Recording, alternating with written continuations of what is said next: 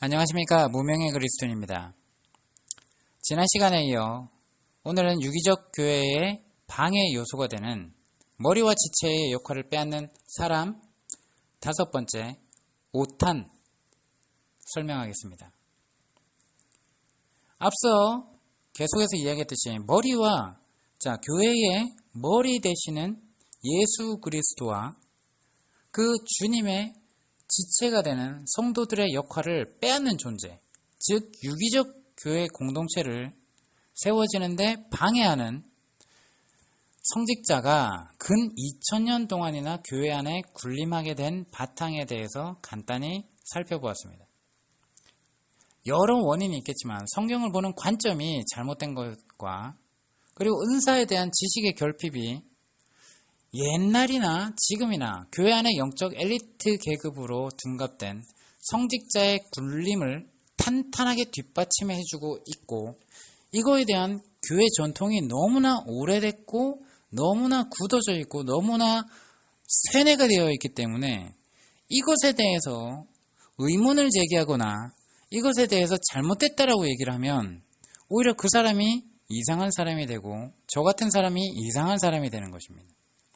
교회가 하나님이 원하시는 교회 공동체의 원형으로 돌아가야 되고 초대교회 형태로 돌아가야 되고 이교도적인 요소를 교회 공동체에서 잘라내야 되는 그러한 다시 종교개혁의 시대가 다시 이루어져야 된다는 걸 알리고 있는데도 불구하고 계속 이교도적인 것과 섞여서 이것이 똥인지 된장인지 모르는 그러한 신앙생활을 하고 있다는 것입니다. 그러면서도 여전히 무엇이 잘못됐는지, 무엇이 갈급한지, 왜 그런지 이해하지 못하면서 살아가고 있습니다. 제가 얘기했지만 교회를 열심히 출석하는 것이 신앙이 아니라는 것을 이야기합니다. 신약, 구약을 오가면서 오늘날의 목사가 하나님의 기름 부음을 받은 특별한 종임을 증명하는 것, 또 그가 하나님께서 개교회에 두신 붙박이 종교 전문가의 은사를 소유한 존재라는 잘못된 이러한 개념들이 그것입니다. 이런 사상과 이런 관점이 바뀌지 않는 한 아무리 평신도를 깨운다는 운동을 해봐야 그들이 평신도에서 조금 더 나아갈 뿐이지 성직자와 평신도의 담이 허물어지지 않는단 말입니다. 예수님이 허물으셨는데 누가 그것을 다시 담을 쌓았습니까?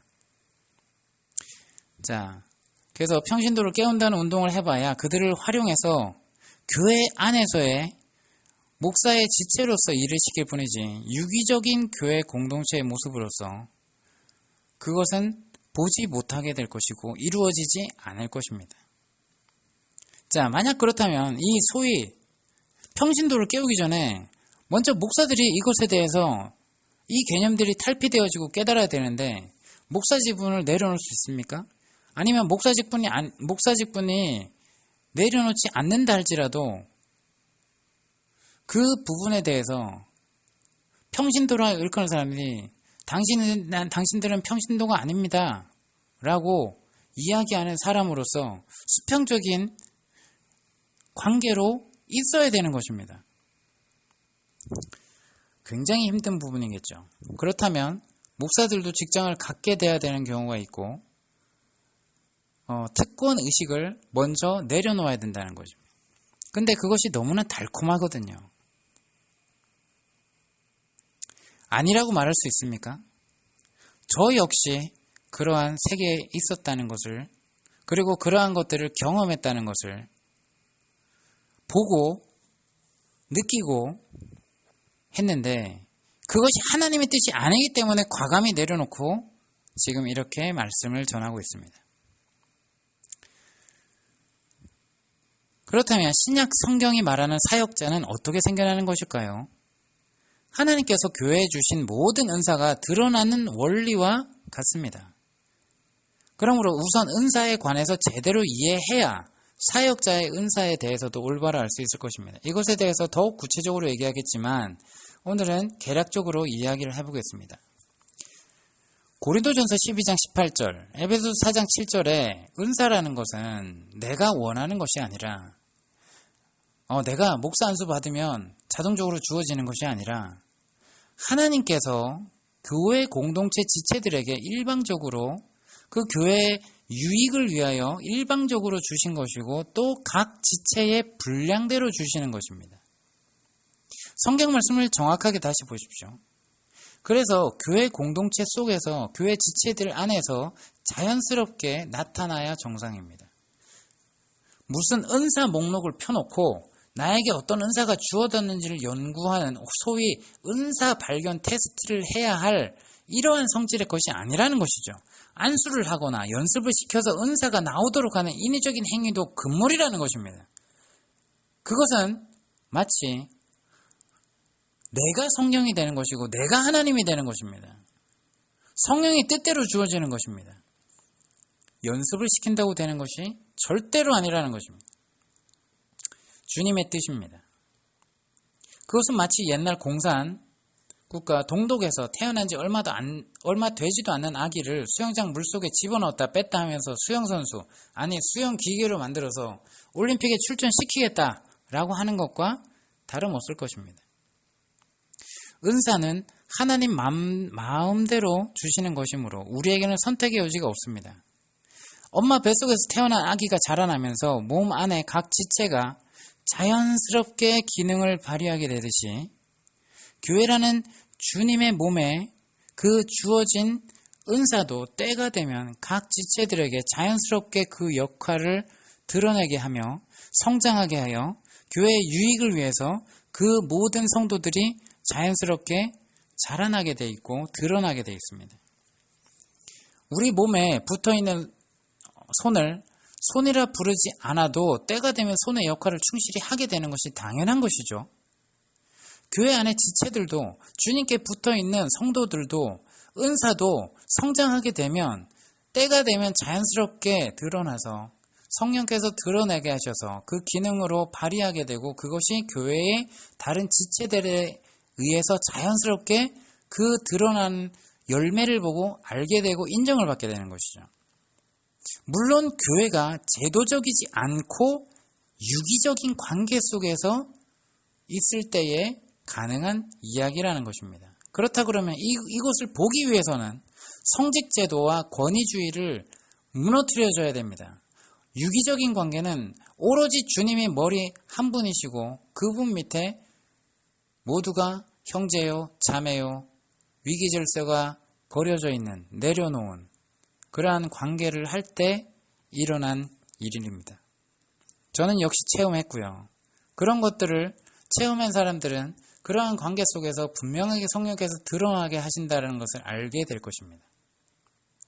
사도 바울이 교회들에게 쓴 편지에서 은사에 관해 거론했던 때는 그 교회들이 세워진 지 여러 해가 지나서 그 은사들의 기능이 자연스럽게 나타난 후예요. 바울은 자연스럽게 나타난 은사들을 성도들에게 확인시켜 준 것뿐입니다. 아울러 은사들 때문에 교회가 혼란스럽게 되자 그것들이 제자리를 찾도록 사도 바울이 정리를 해주었을 뿐입니다. 그가 교회를 개척하러 가서 처음부터 몇 명 모아놓고 인위적으로 은사를 찾아내서 감투를 하나씩 안수를 주면서 씌워준 게 아니라는 말입니다. 오늘날 목사님들이 이제 교회 생활 오래 하셨으니 이제 장로님 되셔야죠. 장로 직분 받으셔야죠. 권사 직분 받으셔야죠. 안수 집사 받으셔야죠. 이런 감투를 씌워주는 형태가 절대로 아니라는 것입니다. 그러므로 유기적 교회 공동체 관계 속의 안에서는 은사가 무엇인지 몰라도 되고 저절로 차차 알게 되고 저절로 기능을 발휘하게 된다는 것입니다. 이제 우리의 주제인 사역자라는 은사로 돌아가서 살펴봅시다. 에베소서 4장 11절에 등장하는 은사들, 즉 그리스도의 몸인 교회가 세워지는 데 필요한 기능들로서 흔히 교회의 지도자에 해당된다고 여겨지는 은사들 말입니다. 그런데 성경 어디에도 이 은사들에 대한 정의가 명확하게 내려져 있지 않기 때문에 우리는 오늘날 그 역할을 신약 성경을 종합해서 추측할 수밖에 없습니다. 자, 먼저 전제로 해야 될 것은 이 은사들 역시 교회 안에서 자연스럽게 나타나서 확인되어야지 인위적으로는 만들어내면 안 된다는 것입니다. 고린도전서 12장 2절, 에베소서 2장 20절, 에베소서 3장 5절, 에베소서 4장 11절에 대해서 사도 바울이 우선적으로 언급하는 사도와 선지자에 대해서 먼저 알아보겠습니다. 이 둘 관계만 잘 이해해도 다른 모든 은사들에 대해서도 어떻게 접근해야 할지 알 수 있을 것입니다. 사도라고 하면 12사도와 바울이나 바나바 같은 사도들이 있었음을 우리는 알고 있죠. 12사도는 예루살렘 교회와 다른 유대인 교회들이 개척되는데 역할을 담당했던 사람이고, 바울과 바나바 같은 사역자는 이방인들을 향한 복음 전파자로서의 사명을 받은 사람들입니다. 사도라는 뜻을 한번 볼까요? 헬라어로 아포스톨로스랍니다. 이것은 보내심을 받은 자. 자, 사도의 원형이 누구죠? 예수 그리스도시죠. 하나님의 그 보좌를 버리시고, 그 천국의 보좌를 버리시고 이 땅에 보내심을 받은 자입니다. 우리를 구원하기 위해서 보내심을 받은 자입니다. 그래서 예수 그리스도를 믿는 모든 성도들이 예수님의 성령이 우리 안에 거하시면 우리는 다시 훈련받고 연단되어져서 세상에 보내지는 사도의 역할로서, 그리고 빛과 소금으로서 역할을 다하는 사도의 사명을 감당하게 되고, 그 세상 속에 서 있는 그리스도인들이 하나님의 형상을 드러내는 삶을 통해서, 하나님께 영광 돌리는 삶을 통해서 그들이 하나님의 영광을 보게 하는 그러한 사역자로서 쓰신다는 것입니다. 누구를요? 목사들을요? 아니요. 주님께 속해 있다는 모든 성도들입니다. 주님을 머리로 고백하는, 나의 구주시요 나의 구원자이십니다라고 고백하는, 진정 고백하는, 회심하고 예수님께 속한 거룩한 삶을 사모하는 그러한 성도들의 삶을 통해서 하나님께서는 세상에 우리를 보내신 그리스도입니다. 자, 그래서 사도라는 뜻 자체를 볼 때는 보내심을 받은 자라는 걸 볼 때, 교회를 세우는데 기초 작업을 하라고 그리스도께서 보내신 일꾼들임을 분명하게 알 수 있죠. 교회 세우는 기초 작업을 하려면 많은 고생을 감수해야 하는 교회 일꾼. 자, 골로새서 1장 25절에 교회 일꾼으로 살아야 합니다. 일꾼, 요 헬라어는 디아코노스, 섬기는 자, 하인, 봉사자라는 뜻입니다. 교회 일꾼은 글자 그대로 그리스도의 남은 고난을 그의 몸된 교회를 위하여 자신의 육체에 채우는 사람이라는 말입니다. 교회 공동체를, 그리고 주님의 몸된 지체들을 세우는 일이 결코 신선 노름이 아니라는 말입니다. 여기서 교회라는 존재를 지금 계속해서 영상을 들었다면 알 것입니다.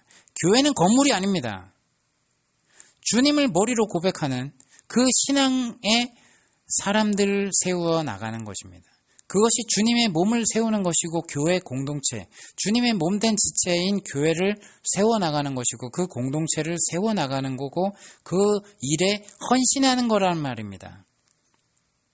건물이라는 예배당에 그것을 교회라고 일컫고, 그 교회 안에 사람 수를 채워 넣는다고 해서 그것이 절대로 교회가 된다는 것이 아니라는 말입니다.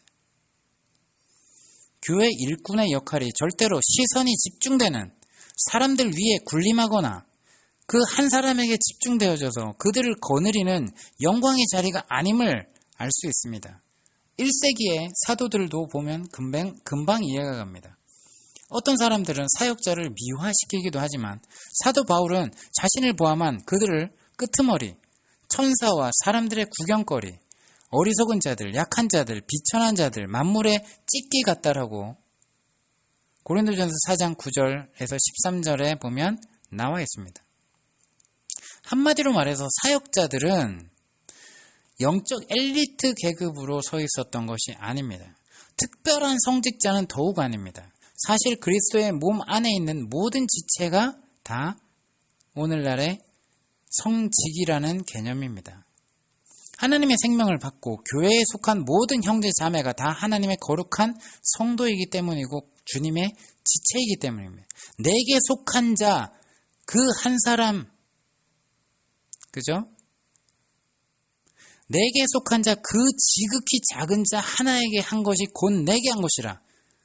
자, 여기서 우리가 오해하기 쉬운 것은 앞에 단어를 빼고 나서 지극히 작은 자 하나에게 해서 우리는 가난한 자, 노숙자, 약한 자 이렇게만 생각하는데 주님께서는 누가 내 형제요, 누가 내 부모냐라고 얘기했죠.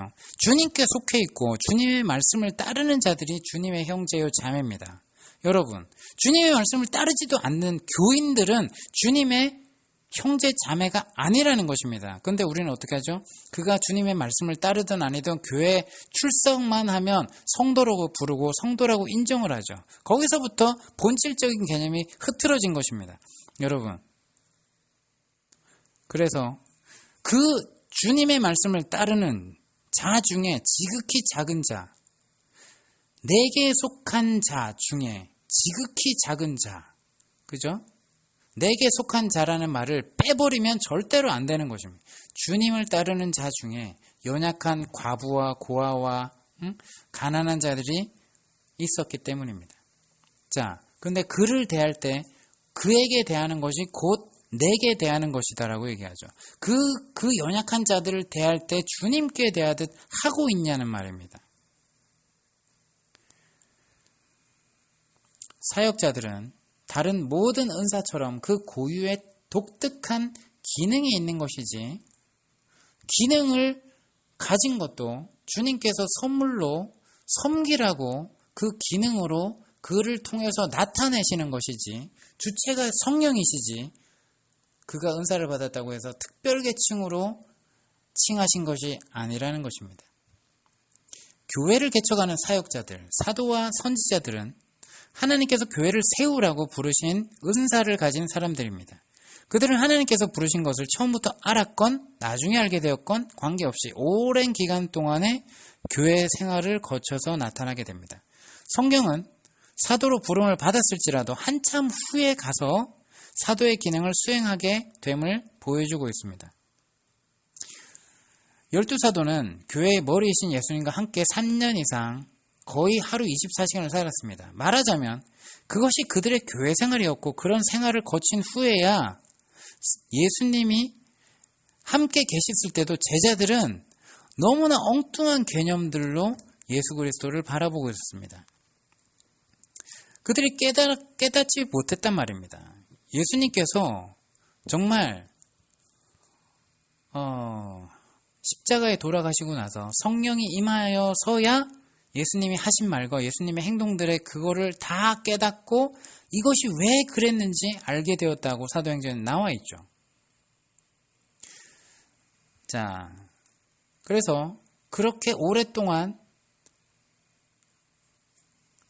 그 생활을 거친 후에야 사도의 역할이 시작되게 된 것입니다. 바나바도 예루살렘 교회에서 여러 해 동안 교회 공동체 생활을 한 후에 자연스럽게 사도의 은사가 나타나서 나중에 안디옥 교회에서 사도의 기능을 발휘하게 되었습니다. 바울 역시 예수 그리스도를 만난 후에 다메섹과 다소를 거쳐 한참 후에 안디옥에 와서 교회 생활을 경험한 후에 교회를 세우기 위해 파송되었습니다. 이렇게 은사는 교회 공동체 생활을 통해 자연스럽게 드러나야 합니다. 여기서 교회 생활이라고 하면 지금 오늘날 제도권 교회, 세속화된 교회에서 그냥 왔다 갔다 하고 그냥 말씀 듣고 예배 참석하고 수예배 참석하고 아침 기도하고 하면서 이것을 교회 생활이라고 하는 것이 절대 아님을 앞서 설명드렸던 영상을 통해서 확인하시기 바랍니다. 교회 생활이, 여기서 말하는 교회 생활은 그 교회 생활이 아닙니다. 그 교회 생활이라 함은 물론 예수님이 머리시고 모든 지체가 기능을 발휘하는 유기적인 교회 안에서의 경험을 말하는 것입니다. 평범한 형제로서의 지체들과의 관계를 통하면서 교제하면서 하는 생활 가운데 나타난다는 것입니다. 제도적인 교회에서의 경험이나 종교 전문가를 양성하기 위해 신학교 교육 같은 것을 절대 의미하지 않는단 말입니다. 디모데, 디도, 두기고 같은 사역자들이 나오죠. 근데 이 사역자들도 오랜 기간에 그러한 교회 공동체의 지체들과의 생활을 통해 은사가 드러난 것을 교회 공동체 지체들과 사도 바울에 의해서 그들이 인식하고 확인받은 후에 모두가 안수를 하여서 세우게 되고 그 교회를 세우고 돕는 사역자의 역할을 감당하게 됩니다. 디모데를 예로 들어보죠. 디모데는 사도 바울의 1차 교회 개척 여행 중에서 그로부터 복음을 듣고 그리스도인이 되어서 유기적인 교회 생활을 시작한 사람입니다. 바울이 그곳에서 몇 달 동안 교회를 돌보죠. 안디옥으로 돌아갔다가 한참 후에 2차 여행 때 그곳에 들리게 되는데 디모데가 더베 교회뿐만 아니라 인근 루스드라 교회와 이고니온 교회에서까지 칭찬받는 형제라는 것을 확인하고 그를 사역자로 훈련시키기 위해서 데리고 떠납니다. 오랜 유기적 교회 생활을 통해 디모데에게 자연스럽게 주어진 성령께서 이에게 은사를 주시는구나 라고 드러났던 것입니다. 그리고 인식했던 것입니다. 이에 교회 공동체와 사도 바울이 그 은사를 확인했고 그는 사역의 길로 들어서게 된 것입니다. 그리고 그의 사역자로서의 훈련은 우선 사도 바울이 교회 공동체를 어떻게 세우는지 그리고 어떻게 돕는지 이것을 교회 개척 현장에서 바울의 바로 옆에서 지켜보는 것이었습니다.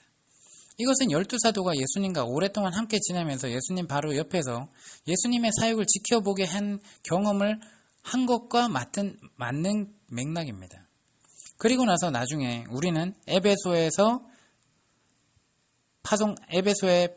파송되어 소아시아 지방에서 사도의 역할을 하는 디모데를 우리는 성경의 신약성경 디모데전서를 통해서 볼 수 있는 것입니다. 디모데전서를 우리는 흔히 목회서신이라고 부르는데 이것은 잘못된 표현이죠. 디모데는 에베소 교회에서 목회를 하던 목사가 아니었습니다. 에베소를 중심으로 한 반경 100마일 안에 있는 소아시아 지역 수십 개의 교회 모임과 교회 지체들을 돕는 사역자였지 요즘의 개교회 담임 목사의 형태가 절대로 아니었다는 겁니다.